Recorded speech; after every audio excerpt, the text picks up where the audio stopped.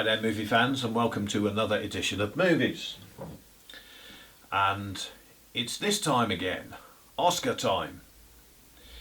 So they are now done and dusted for the year, and let's see if they've got it right this time. Because I must say, normally I have a few gripes with their choices, so will this year be any different? Now I'm not going to do every category, but I will try to cover the majority of them. So, buckle up and see if I agree with the Academy's choices, or not. Best Actress in a Supporting Role was won by Da'Vine Randolph for her role in The Holdovers.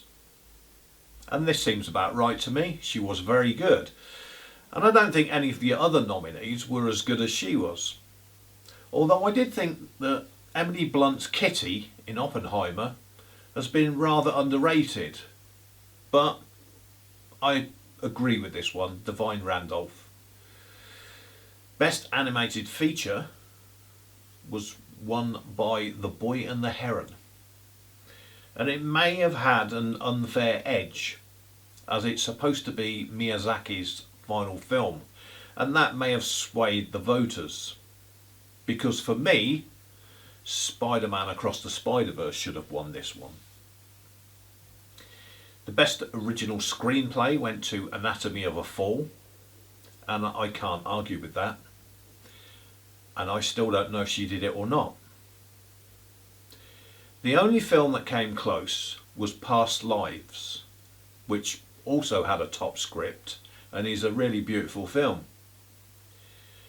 Best Adapted Screenplay was American Fiction, and for me it was between this and Poor Things, so I'm reasonably happy with that result. Best Production Design. Now this was going to be a close one. Barbie had an amazing set, as did Killers of the Flower Moon, but I do think Poor Things was a worthy winner. And the production values were some of the best I've ever seen. And as for costume design, well, I'm sorry to the losers, but the Academy got it spot on. Some of the weird and wonderful creations in Poor Things were that good, I don't think anyone else got a lock-in in this category. Best International Feature was The Zone of Interest, and I can't argue with that. It's odd as it's not got a lot of plot as such, but it's a very haunting movie. Actor in a Supporting Role was given to Robert Downey Jr. Now I would have put my money on this one. The only one that may have had a chance was Mark Ruffalo in Poor Things, but it may have been a little bit over the top for some of the voters. And as good as all the other nominees were, they didn't come close to Downey's fantastic portrayal of Strauss in Oppenheimer. Visual effects went to Godzilla -1. And I must admit, although I haven't seen this one yet, but from all the clips I've seen, it looks amazing. And even more so considering the low budget. A couple of nominees that I rated highly visually were The Creator and Mission Impossible Dead Reckoning Part 1. But I feel that they probably got this one right too with Godzilla -1. Editing went to Oppenheimer, and this must have been quite a task to edit, merging the time zones together in a smooth and seamless way to keep the narrative in a 3-hour movie. I never once had a problem with it, and the time flew by and kept me engaged. It was well put together, so I agree with this one as well. Cinematography was an interesting one. You know, there are some great shots in, like Maestro, although I found that movie kind of flat. Also, Killers of the Moon had a really nice look, but for me it was between Oppenheimer and Poor Things. And the Oscar went to Oppenheimer, and I think that's just about right, but it was close.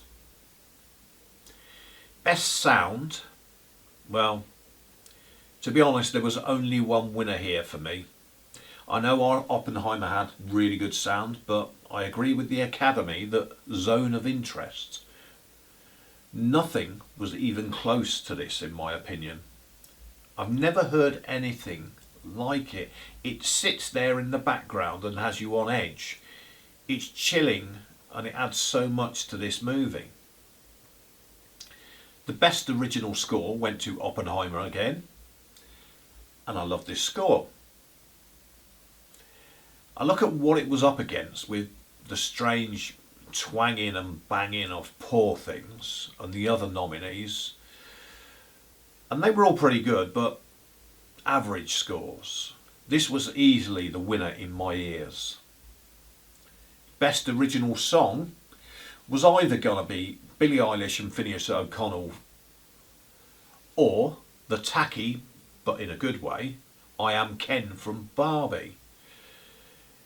It went to Billie Eilish and Phineas O'Connell from Barbie for What I Was Made For.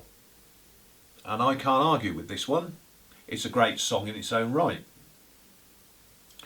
Best actor in a leading role. Now, I know all 5 nominees were very good, and I did really like Paul Giamatti.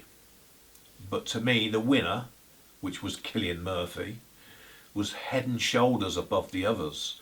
His portrayal of Oppenheimer was superb and a very worthy Oscar winner. This guy just gets better and better. Best Director. Now this was kind of tight, to be honest. You have Anatomy of a Fall, Killers of a Flower Moon, Oppenheimer, Poor Things and The Zone of Interest. All of these are very different types of movie, but for me it was always Christopher Nolan for Oppenheimer. Not because it was about time he got an Oscar, but because it was the best direction of a movie this year.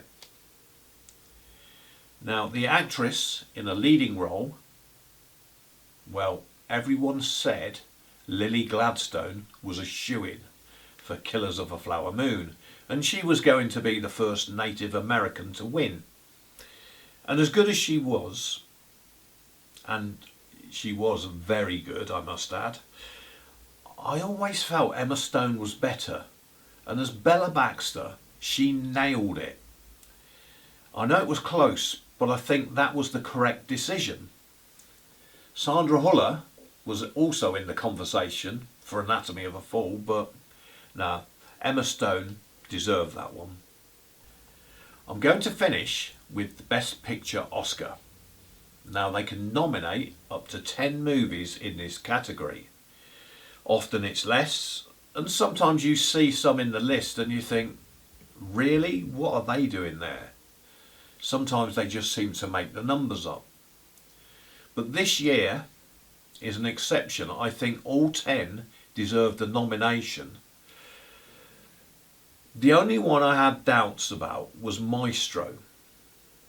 It's got great performances in it, but I just felt it was a bit flat and lacking emotion until later on in the movie. And Richard was watching it with me and he totally agreed. I'm not saying it was bad, but if it was missing from this list, it wouldn't bother me at all. So my shortlist was Anatomy of a Fall, Oppenheimer, Past Lives and Poor Things. And all 4 of these are exceptional movies. The winner, which I wholeheartedly concur, is Oppenheimer. This is a proper cinema movie, which is a 3-hour biopic, but it just flowed for me and didn't seem like its long run time at all. I've seen it several times now and I just think it's a masterpiece. Now, this is quite incredible. Normally, I'd sit here moaning about the Academy's choices. You see, in previous years, I felt they've got so many wrong. But this time, I think this was the most correct Oscars I have ever seen. Do you agree or disagree with me? I would love to thank you for watching and hope you enjoyed this review. What are your What are your views on the winners and losers this year? I would love to see your comments, and if you can, please like and subscribe to our channel, and do look out for more of our movie reviews soon.